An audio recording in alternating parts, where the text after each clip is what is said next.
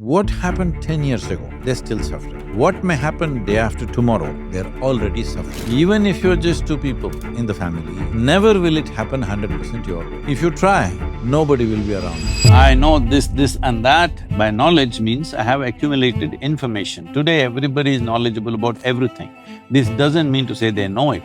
They know it through the phone screen. What our life is a combination of a certain amount of time and energy. If you sit, it rolls away, if you sleep, it rolls away, if you do something, it goes away, if you don't do anything, it goes away. Okay, the next question I'm going to ask might sound a little rude, and I apologize. I'll also be rude, no problem. That's fine.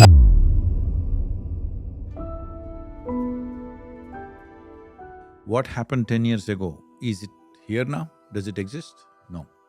What may happen day after tomorrow, does it exist here? No. So if you're suffering something that does not exist, what does it mean? Tell me bluntly, if you're suffering something that doesn't exist here… It's like insanity, but it feels like it exists. It is insanity. It is insanity.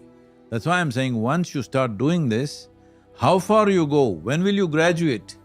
When will you end up in a doctor's place? When will you end up in asylum? Is a question of time. But now, world bodies are predicting it's going to happen large scale very soon. Let me give you an example. So someone has a sick child or they just lost their job and they're thinking over and over again about, oh my God, my child's gonna die, I'm gonna lose my job and then I can't feed myself, I'm gonna lose my house, then I'm gonna be on the street. That kind of remuneration and stress, that anxiety they experience on a day-to-day basis because they're scared of losing something which might, they believe will end them up on the street or lose their job or they won't be able to feed their family. That kind of torment. I wouldn't want to put those two things in the same level, losing a child and losing a job, all right?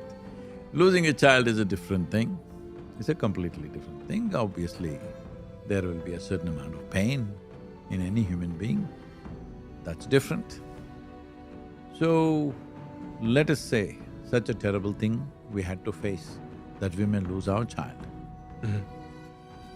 Tell me, can you do the best for the child if you are in your sanity, or is it good to go into insanity? I feel like it takes a tremendous discipline. Now, what it takes, we'll see later, but I'm just asking a fundamental question. Okay, it makes more sense not to go into insanity. Yes, sanity will make a difference. Maybe we can save the child, maybe we cannot, because all aspects of life we don't determine. Our experience we can determine. See, what happens in the world around you, even if you're just two people in the family, never will it happen 100% your way. If you try, nobody will be around you. It's as simple as that. So when we say human potential, unleashing human potential, it is not about reaching the peak, it is a trajectory.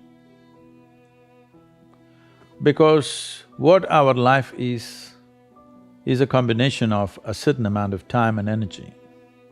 Time is rolling away for all of us at the same pace. If you sit, it rolls away, if you sleep, it rolls away, if you do something, it goes away, if you don't do anything, it goes away. You're happy or miserable, it goes away. Time is running out for all of us. So it's only the energy that you can do different things with. If you bring your energies to a certain level of intensity and possibility, what somebody does in 10 years, you may do it in 1 year. This means if you live here for 100 years, it feels like in people's impact that you have created, it feels like you lived here for 1,000 years, simply because you have managed your life energies in a certain way. So for me, a human being impactful means, how conscious have you become? This is very important. Because if you're in compulsive cycles, then your energy gets wasted in so many things. If you observe people in a day, let's take 24 hours, in that anyway most people by prescription in America they sleep for 8 hours So 8 hours means 1/3 of life is gone. In the remaining 2/3, they have to eat, they have to, shower, bathroom, this, that, all this another 2-3 hours gone. So literally 50% of life is gone, daily basis, just for basic maintenance of this life. 50% of the time is gone in maintenance, remaining 50%, what they have. If you look at every single move that they may make with their body, their thought process, their emotions, you will see a whole lot of it is happening in compulsive cycles. Or in other words, if you are little sensitive to life, you will realize you are the biggest issue in your life. So this is one thing that I'm trying to do with people, that you are never the issue in your life. I'm not the issue. My thought, my emotion, my body is never the issue. My thought, my emotion, my energy and my body are my instruments of function. They are not impediments in my life. But I would say for 90% of the human beings, their own body, then the compulsions of the body, the compulsions of their thought, the compulsions of their emotions are ruling them most of the time. So when you yourself are a problem, well, you're on self-help. How many of you believe in God? Just raise one hand. Okay. Got about 5 people, 6 people? How many of you believe you have 2 hands? Just raise one hand. Do you believe you have 2 hands, Milt? He's One raising, will he's do, raising one them both hand. just to prove it. So I'm asking you, do you believe you have 2 hands or do you know that you have 2 hands? Both. Really? Yeah. How is both? If you know you have 2 hands, where is the need to believe you have 2 hands? One follows the other. No. Why not? If you know something, why do you have to believe it? If I know something, why do I have to believe it? Yeah, you Because know it. I believe one follows the other. No. I believe the truth. I have 2 hands, that's the truth, I believe it. See, the word believe means… the word believe essentially means you do not know something, but you believe it is so. True, but you could believe and know something. See, I believe you are a good guy. What does it mean? So you don't know that. I don't know. And that's what I'm saying, I don't know. I don't know what you are, but I believe you're a good guy. Okay. I believed he's nice and I went to him and he was terrible. So are you saying forget about the belief and just No, stick I'm to what not we saying. know? But first understand the distinction between knowing something and believing something. Got it. So whatever we do not know, it is most wonderful of you and human of you to see I do not know. Because I do not know is a tremendous possibility. Tremendous possibility. The moment you destroy I do not know, your entire learning and expansion process has come to a cease. And this is what you're doing with your belief. That you believe this, you believe that. All these days people were saying, I believe God. Now they're saying in California, I believe in myself. I don't know what that means. Well, I believe in God, and I do know that there's a God. Hmm? So you're saying to sacrifice my belief so I I'm can not know asking things? you to do anything. I'm asking you to look at the distinction between knowing something Yeah. and not knowing something. What is the metric for which something goes from belief to knowledge? Is the Not knowledge. I just want to We're talking about knowing. right. So Let me Is make the- a is- distinction between knowledge and knowing. okay, is the Knowledge is an accumulated information. I know this and that. By knowledge means I have accumulated information. Today everybody is knowledgeable about everything. This doesn't mean to say they know it. They know it through the phone screen, everything in the universe, but they don't know it by experience of anything. So knowing is by experience. I have 2 hands, is my knowing. I know it is there, all right? Even if I close my eyes, it's there. If you argue with me, it's there. It's there anyway. So belief is something else. Right now I know something, I do not know something. These are 2 facts of life.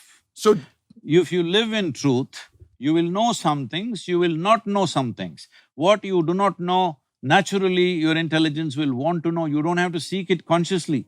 The moment you see I do not know, your intelligence will start working. The in-between thing is, what you do not know, you want to believe and make yourself feel like you know it. And that's caused tremendous trouble to human beings, assuming things that they do not know. Okay, the next question I'm going to ask might sound a little rude, and I apologize. I'll also be rude, no problem. That's fine. You're allowed to be rude, yeah. But And I'm asking you this from the perspective of me studying a book called the Garud Puran lately, which speaks about death. So Oh, you're thinking what punishment I should get, is it? no. It got me thinking about my own death and everything I wanted to do before my death. So all these campaigns you're taking on, where be it Save Soil, be it Kaveri Calling, are you doing it from a perspective of you want to create an impact in the next 20, 30 years? Because you're doing some extreme stuff like the 30,000 kilometer bike ride, it's harsh on anyone's body. So it gets me thinking that, firstly, Sadhguru, it's a two-pronged question. I'm very sorry if this is coming off as rude, but I'm curious. Do you ever think about your own, your own moment in time? And secondly, how do you… My moment in time, I'm fully sorted out on that. Completely sorted out. I don't have such bother at all in life. Do you think about it at all? No, because I will decide that moment. I'm not thinking it'll happen like that to me. What are you waiting for? Huh? Why You asking why am I not dead? Why have you not chosen? Why have you not chosen it yet? Well, still the water is flowing. People around me are still thirsty to know and to grow. If they show little boredom in front of me, I'll be gone.